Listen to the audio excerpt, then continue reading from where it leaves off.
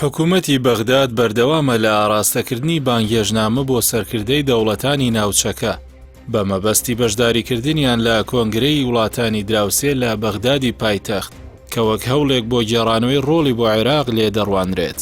ئەو لووتکەیە کە 2 مانگ پێش بەڕێوەچوونی هەڵبژاردنە گشتیەکانی عێراق بەڕێوە دەچێت و هێشتا کاتەکەی بە وردی دیاری نەکراوە، پێدەچێت کاردانەوەی لەسەر دۆخی سیاسی ناوخۆ هەبێت.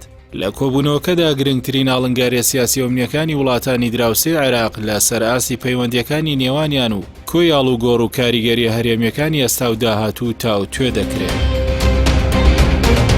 بۆچوونێک هەیە کە بەشێکی دیار لە چاودێران خاوەندارەتی دەکەن پێی وایە بەشداری سەرانی وڵاتان لە کۆنگرەکە بەڵگەیەکە بۆ ئەوەی دەوڵەتانی دراوسێ متمانەیان بە عێراق هەیە و ئاماژەیەکیشە بۆ گێڕانەوەی ڕۆڵی کاریگەری ئەو وڵاتە لە ناوچەکە و بوونی بە هۆکاری سەقامگیری لە ناوچەکە. لە چەند مانگی ڕابردووشدا عێراق میوانداری گفتوگۆی نێوان نوێنەرانی هەریەکە لە ئێران و سعودی کرد بۆ ڕەوانەوەی ئاڵۆزیەکانی نێوانیان. عێراق و دەوڵەتەی کەوتووەتە نێوان هەریەکە لە دراوسێ شیعەکەی لە خۆرهەڵات و دراوسێ سوننەکانی لە باشوورەوە هەوڵ دەدات لە سەرئاستی خۆرهەڵاتی ناوەڕاست ڕۆڵێکی هاوسەنگ ببینێت، دوایەوەی توانی لە کۆتایی ساڵی 2017دا ڕێکخراوی داعش تێک بشکێنێت. هەروەک بەغداد یەکێکە لەو پایتەختانی تا ئێستا بوونی باشترین پەیوەندی لەگەڵ دراوسێکانیدا پاراستووە. بەشێک لە بۆچوونەکان وایە کۆنگرەکەی بەغداد هیچ نییە جگە لە سەرکەوتنێکی ڕەمزی لە پێش هەڵبژاردنە پێشوەختەکەی تشرینی یەکەمی ئەم ساڵەوە.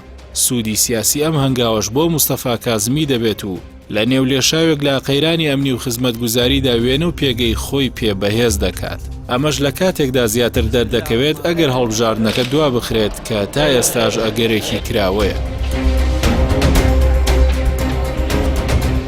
لەلایەکی دیکەشەوە تاوەکو ئێستا عێراق بە هەڵواسراوی ماوەتەوە لە نێوان چەند ڕوبەڕووبوونەوەیکی سەربازی ناڕاستەو خۆی هەریەکە لە ئێران و ئەمریکا کە عێراقیان کردووەتە جێگایەک بۆ هێرشکردنە سەر بەرژەوەندیەکانی لایانی بەرامبەر. لە دوای کۆبوونەوەی لووتکەی ساڵی 2012 و کۆبوونەوەی لووتکەی عێراق و میسر و ئوردون لەم ساڵدا کۆبوونەوە چاوەڕوانکراوەکەی کۆتایی ئەم مانگە بەو بەشداریە بەرفراوانەوە بە یەکەمین کۆبوونەوەی لەو شێوەیە دادەنرێت. نحن سعداء بكم في بغداد.